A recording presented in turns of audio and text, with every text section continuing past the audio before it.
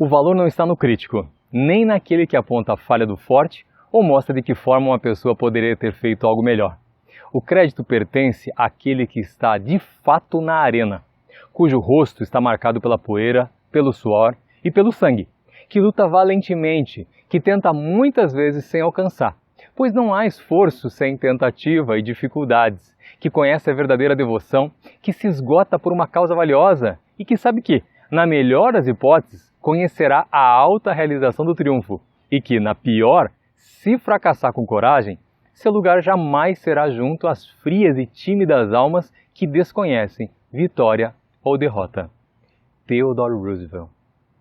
Oi, tudo bem? Você está no canal Somando Mentes. Eu sou Eduardo e esse canal ele utiliza a Bíblia, correlacionando ela com os contos, com histórias, com parábolas, com situações diárias, que tem por objetivo então encontrar respostas para aquelas dúvidas, sabe? Aqueles problemas diários, aqueles momentos decisivos que as nossas vidas se encontram, mas não somente para isso, para nos dar também estímulo, para ajudar outros nesse processo, porque a ajuda mútua vai nos fazer crescer.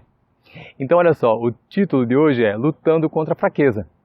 Eu sei que esse título, numa primeira visão, não faz sentido. Porque, no mínimo, engraçado pensar em lutar algo ou contra algo que é fraco. Então, pelo óbvio, não haveria tanta necessidade de sequer nos preocuparmos com isso. Mas, infelizmente, é um paradoxo que devemos enfrentar quase que diariamente, à medida que essa dita fraqueza está pronta a se manifestar em todas as áreas das nossas vidas, nos forçando justamente a desenvolver uma força para sobrepujar ela, ou ela vai fazer isso conosco. É nesse confronto diário que encontramos textos, por exemplo, como Provérbios, capítulo 24, versículo 10, que nos ajudam. Olha só, se você se mostrar fraco ou fraca no dia da angústia, então a tua força vai ser pequena. Fica claro que a forma, então, como nos vemos e nos revelamos aos outros, vai ser a chave justamente de termos ou não força suficiente para superarmos aqueles momentos difíceis. Sabe que aqui a frase do Theodore Roosevelt, que foi o 26º presidente americano, ela traz um sentido para justamente nos mostrar que o que ele falou há quase 100 anos atrás permanece válido ainda hoje, o que mostra que, claro, as pessoas se preocupam muito mais em criticar, ou seja, pilhar alguém, do que ajudar, do que fazer algo por alguém. E muitas vezes, sabe que essas críticas são as responsáveis por nos paralisar. Você sabe do que eu estou falando. Porque esquecemos de que a satisfação das realizações passa primeiro pelo domínio do medo. O domínio do medo do quê? De crítica ou de qualquer outra fonte de medo mesmo. Mas leva a gente primeiro a algo muito importante. A gente desenvolve uma força invisível que se chama autocontrole. Exato. É claro que o medo, até certo ponto, é vital para a nossa vida. Posto que imagine um mundo, então, com ausência total de medo. A gente, então, atravessaria as ruas sem olhar, a gente aceleraria os carros sem lembrar que tem sinaleiro, a gente até saltaria de avião sem paraquedas. Sim, porque esse medo, como instrumento de autoproteção, é muito importante para a nossa vida. E sem medo, a gente seria nocivo a nós e aos outros, inclusive. Agora, o medo, na medida certa, é algo que nos protege. Já em excesso, então, nos paralisa. E você pode, então, se perguntar, e como eu vou saber a medida do medo? Bom, como se diz, não sei se você conhece a frase, mas fala assim, uma colher de bom senso, todo dia, vai te livrar de muitas doenças sociais. Uma colher pequena de medo todo dia, também vai te livrar de muito problema.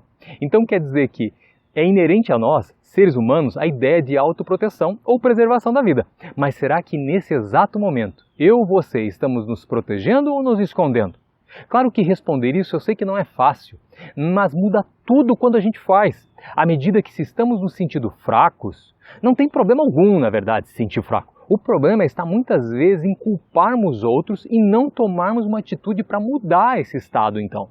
E aqui vemos a importância de sairmos do congelamento, da estagnação e estarmos buscando então nos movimentar na direção de encontrar ajuda. Ajuda seja através de outros ou através de ajudar outros para dar um sentido maior que somente o que a sociedade vive nos dizendo, que é só para nos beneficiarmos. Não, há necessidade de uma troca, é mútuo isto. Então nesse ponto os evangelhos cumprem o seu papel. mostrando verdades sobre nós, trazendo à tona exemplos de homens fortes. Quer ver um exemplo? Por exemplo, Pedro. Foi um homem muito corajoso, ele até se lançou para andar sobre as águas. Só tem um detalhe, quando ele foi questionado se ele era discípulo de Jesus, ele negou 3 vezes. Sabe que isso mostra o lado covarde do ser humano, que é inerente, somos assim, infelizmente. Assim, forte ou fracos, não importa como você está se sentindo, fato é que estados de humor também tendem a mudar rapidamente. Devemos então fazer o quê? Deixar essa nossa nudez interior para quem pode mudar a nossa tristeza para alegria. Veja o que está em Tiago capítulo 5, versículo 13. Se entre vocês há alguém que está sofrendo, que ele ore. Há alguém que se sente feliz, que ele cante louvores. Bom, não é tão difícil entender a mensagem que visa mostrar as duas possibilidades. É ou não é? Ou seja, se você está então sofrendo, converse com Deus, converse com Jesus, ore, se revele, confesse seus pecados, se entregue com coragem, com a busca da vontade da mudança, aceite o processo de crescimento e a coragem vai começar a aparecer naturalmente. E se acaso você está feliz, então cante para Jesus, festeje esse tempo, aconselhando-se com Ele, fortalecendo-se, preparando-se para quando o desafio da coragem vier, haja força suficiente para não se mostrar fraco e ter pouca força então.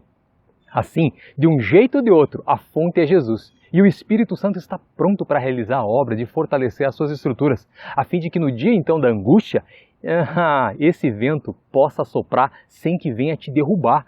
Confie e espere, porque a glória não é ficar na arquibancada, mas sim adentrar na arena e lutar o bom combate, e ao fim sair vitoriosos.